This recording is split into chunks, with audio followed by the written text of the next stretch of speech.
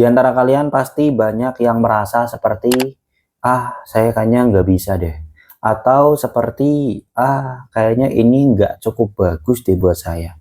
Tenang saja, saya juga dulu seperti itu. Ada waktu-waktu di mana seakan-akan keraguan itu menempel sangat erat, seakan-akan itu menjadi bagian dari diri saya. Karena ini sering sekali terjadi pada diri saya dan mungkin pada teman-teman sekalian ketika ingin memulai sesuatu hal yang baru dan ketika saya dulu ingin melakukan sesuatu hal baru yang menjadi impian saya. Jadi alih-alih saya itu merasakan semangat, malah timbulnya adalah bisikan-bisikan. Emang kamu bisa dalam hal itu? Emang kamu punya skill dalam hal itu? Atau bahkan bagaimana nanti kalau gagal? Dan untuk saya pribadi, pada saat itu ketika memiliki keraguan, bahkan sampai dengan hari ini, ketika memiliki keraguan itu tuh sangat-sangat menyiksa bagi saya. Dan saya sebenarnya yakin bahwa saya itu punya kemampuan, tetapi keraguan itu seakan-akan seperti tembok tak kasat mata yang selalu membisikkan dan bilang kepada saya bahwa kamu tuh nggak pantas. Sebenarnya bisikan-bisikan yang seperti itu sebenarnya bukan dari orang lain, teman-teman. Ini berasal dari mindset kita sendiri. Karena saya menyadari bahwa masalahnya itu bukan berada pada kemampuan saya, tetapi pada keyakinan saya terhadap diri saya sendiri. Saya juga terkadang melihat orang lain yang mempunyai kepercayaan diri yang tinggi, seakan-akan mereka itu mempunyai power yang tidak terbatas. Sehingga dalam hati saya itu ingin bertanya bahwa apa sih rahasia mereka dan kira-kira mereka itu punya kemampuan seperti itu apakah dari lahir atau bakat bawaan atau memang itu adalah sesuatu yang harus dibangun. Dan setelah saya mencari tahu, belajar dan juga banyak mencoba hal baru, di situ saya menemukan jawabannya. Kepercayaan diri yang sejati yang nggak goyah dengan satu kegagalan itu datangnya nggak dari luar, melainkan ini adalah sesuatu yang datangnya dari dalam. Ini adalah tentang self-belief mindset, satu pola pikir yang meyakini terhadap kemampuan, potensi, dan juga nilai diri tanpa harus menunggu sempurna. Dan di video kali ini saya akan coba bagikan 3 pilar utama yang bisa mengubah dari keraguan menuju keyakinan. Dan juga 3 pilar utama yang seandainya kamu praktekkan bisa membantu kamu untuk membangun keyakinan dari dalam yang anti goyah. Oke, kita masuk kepada pilar yang pertama. Pilar yang pertama itu sadari dan tantang bisikan negatif. Dan yang perlu kalian ketahui bahwa kita semua itu mempunyai inner critic namanya, atau kritikus batin. Terkadang dari dalam diri kita sendiri itu mengkritik diri kita sendiri dengan kata-kata, kamu nggak bisa, kamu itu jelek, kamu pasti gagal. Seringkali kritikan-kritikan seperti ini kita anggap sebagai satu kebenaran, padahal itu hanya sekedar pikiran bukan fakta. Lalu bagaimana caranya kita itu untuk mengantisipasi pikiran yang seperti itu? Yang pertama ya kamu perlu tangkap bisikan itu. Ketika muncul pikiran-pikiran yang seperti itu, pikiran yang negatif, ya coba kamu tangkap terlebih dahulu. Oke, ini pikiran lama saya, atau ini pikiran-pikiran atau kritikan-kritikan yang sudah pernah saya rasakan juga. Yang kedua, validasi tapi jangan diikuti. Ya coba kamu katakan bahwa oke, saya ngerasa cemas, saya ngerasa ragu, dan itu adalah sesuatu yang wajar. Dan yang ketiga, tantang dengan bukti dan juga pertanyaan. Kamu perlu katakan pada diri kamu sendiri, kira-kira benar atau tidak ya, kira-kira saya itu gagal. Bukankah saya juga pernah menyelesaikan satu impian X, Y, Z sebelumnya? Kamu juga bisa tanyakan pada diri kamu, apa sih buktinya kalau saya akan gagal? Kira-kira ada nggak cara pandang lain saya ketika saya itu harus melakukan hal seperti ini?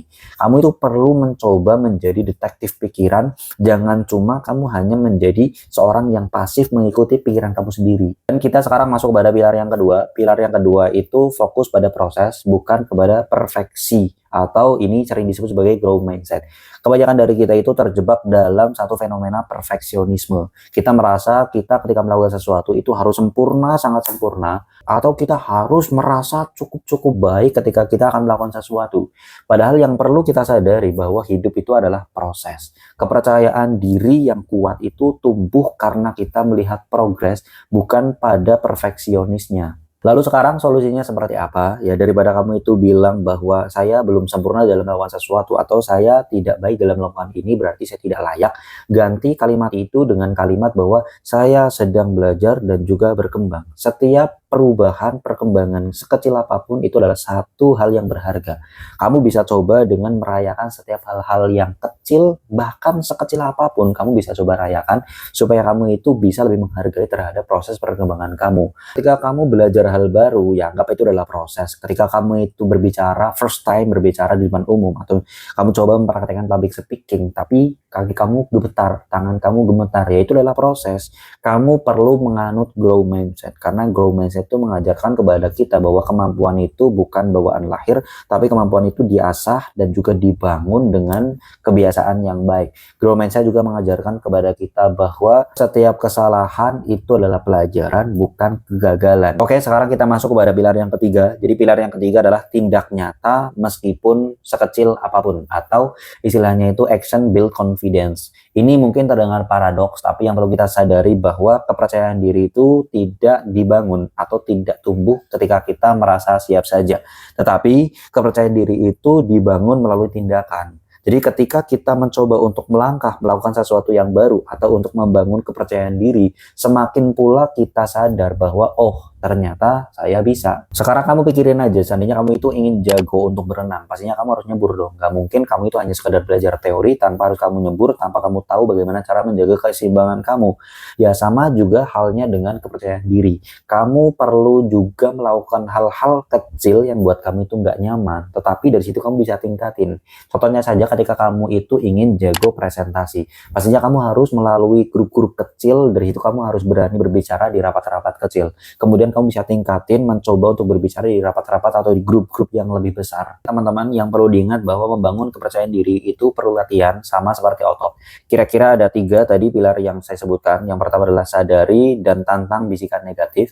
Yang kedua, fokus pada progres dan hindari perfeksionisme. Yang ketiga, tindak nyata sekecil apapun. Ini bukan tentang bagaimana kita itu menjadi sempurna, karena sempurna itu adalah ilusi. Inilah tentang bagaimana kita itu menjadi otentik dan juga kuat. Kira-kira yang perlu tahu kapasitas diri kamu dan kemampuan kamu, ya cukup kamu saja. Dan untuk hari ini saya ingin tantang teman-teman semua untuk memperhatikan salah satu dari pilar ini, mana kiranya yang relatable dengan kehidupan kamu saat ini. Coba kamu bisa praktekkan dalam waktu 1 minggu, dan juga dari situ rasakan perbedaannya. Kamu pasti akan merasa takjub atau heran dengan perubahan mindset kamu yang cukup signifikan. Kepercayaan diri sejati itu merupakan hadiah untuk diri kita sendiri. Hadiah yang akan berkata bahwa saya yakin 100% pada diri saya sendiri bahwa saya bisa. Kamu itu sebenarnya punya sesuatu dalam diri kamu, ya tinggal digali saja. Oke, cukup mungkin ini yang bisa saya sampaikan. Jangan lupa share video ini ke teman-teman kamu. Stay real, stay mindful.